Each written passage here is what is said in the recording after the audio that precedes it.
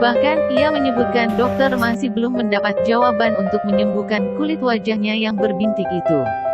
Postingan terkait wajah seorang perempuan ditumbuhi biji-biji kecil diunggah oleh pengguna TikTok @syakira1226. Ia mengunggah beberapa video terkait wajahnya yang ditumbuhi biji demikian. Meskipun kulit menjadi pertimbangan bagi sebagian besar perempuan untuk tampil lebih pede, namun tidak bagi perempuan berasal dari Sabah, Malaysia ini. Perempuan yang mengunggah video wajahnya penuh bintik sampai bisa dikatakan biji kecil adalah Syakira. Meski wajahnya agak berbeda, tidak menghalangi keinginannya untuk tetap eksis di media sosial TikTok.